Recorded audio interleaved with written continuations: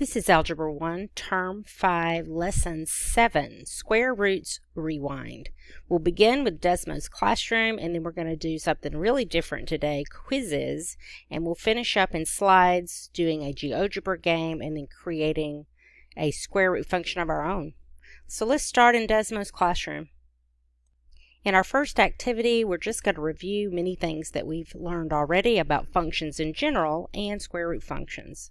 So in the first screen, they're just going to answer these three questions. What is the endpoint? Is it a max or a min? Is the function increasing or decreasing? And in the table, why did we skip the numbers 2, 3, and 5 for x in the first column? Sample responses are given for these problems, so if you need those, be sure to read that.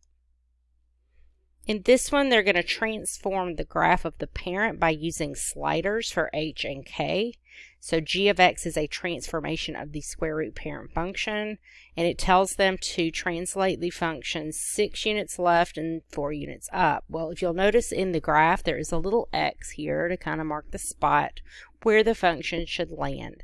Once they've created the function in the graph, they really have the answer here. They just need to type it into this equation or into this spot here and use g of x equals and submit. A lot of these problems in this activity will be self-checking, so when kids select an answer, it will give them immediate feedback. Here you're given a function of x, and they're to choose the graph that corresponds to that equation. Here you're given a graph, and you're looking for an equation that would match. Students should try these problems before checking anything in the graphing calculator. We want to see if they can make sense of the transformations just by looking at the equation. In this one, they have 4 different equations, and they will need to write an expression to complete the equations for each of these functions in the graph. In this one, they're going to use sliders to move this domain that's going to show in blue shading so that it completely fills the graph. And then they will select an answer choice for the domain of the function. You may note that this function does continue on to the right forever, so all they have to do is push that slider all the way to the right as far as it will go, and that's considered forever in Desmos. This one, they're going to use the sketch tool to highlight the part of the x-axis that was used to graph this function, and that does identify the domain in the graph. And then they'll type an inequality using the variable x. We've done these before, so you'll see a lot of things you've seen in previous exercises.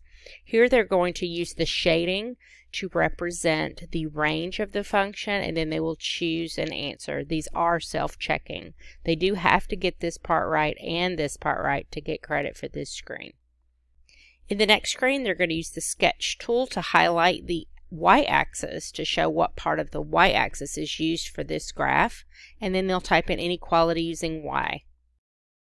And then this one, they're just typing an inequality for y in the box, and there is no sketch this time. Now, something you may want to note if you haven't been doing this for kids that struggle is, let's say they think the range is y is less than 3. They can type that in to the calculator and see what it does. Let's say the y is greater than or equal to -1. I'm just making these up. This has nothing to do with this problem. But students can create their own shading by using the graphing calculator button. I do encourage kids to do that when they don't know. Of course, we want them to know without being able to have to do that, but it's always a good tool to use when they forget.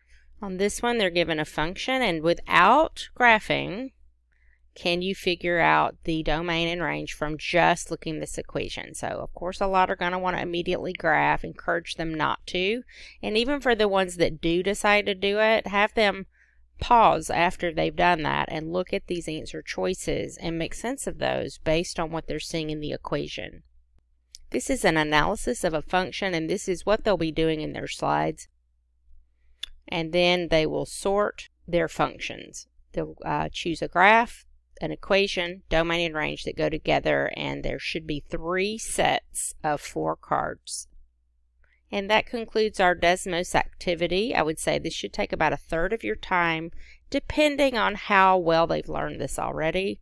If it is truly a review, it'll go quicker, but if kids are struggling and still need to learn this, then by all means, take your time. So let's move on next to the quizzes activity, and this is one of the questions. There are 20 questions. I've turned off the power-ups and the stuff, but you can turn that stuff back on. You can play this as a game. You can assign it to individuals. This could be like a team task, so lots of different ways you could do it, but it's just a fun way, a different way of going back over some of the concepts that we've had in the course. Here's another question that's in the task. Some of these are very simple and some are a little more involved. There are quite a few items in this task that involve finding an estimation for a square root. I would suggest they not use their calculators, but I mean, that's up to you. If they want to use their calculators, this will be a lot quicker task, but if they don't have their calculators, let's see, can you give me the two integers that the square root of 21 is between? Here we're talking about inverse operations. And here we're estimating the position of a square root on a number line. A few of the questions talk about rational and irrational numbers. Here they're asked to solve a quadratic equation, and they can use inverse operations. Some of the questions will be about functions, like this one. What is the range? And some are about simplifying radical expressions, like 5 times the square root of 12. More solving quadratics. What is the next step in the process? And what is the domain of a function? When they're finished with their quizzes task, they will return and play a game, Square Roots game, in GeoGebra. Click here to access the game. The first thing they will do is enter their date here and their name here, and then it'll allow them to start the game. On the bottom left corner, it will have the number they have gotten correct and the percent they have correct as they work through this task. And their goal is to get 10 items correct or more and a score of 90% or higher. There are quite a variety of items, and it does involve some square root expressions and rational exponents and things like that. So a good review of many different concepts. So the next thing they're going to do in their slides is graph a function, describe the function. There's quite a bit here, and they will type here. So insert a graph and type some text. They'll do it again here. And on this one, they're going to kind of go in reverse. They have a graph, write an equation that would fit this graph, and then describe this function. Same thing, write an equation that would describe this graph, and then describe this function. And then finally, our last thing is to create your own. This would make an excellent entry into their portfolio. They could create a video describing their function. They could make a poster and put on the wall. So lots of things they could do.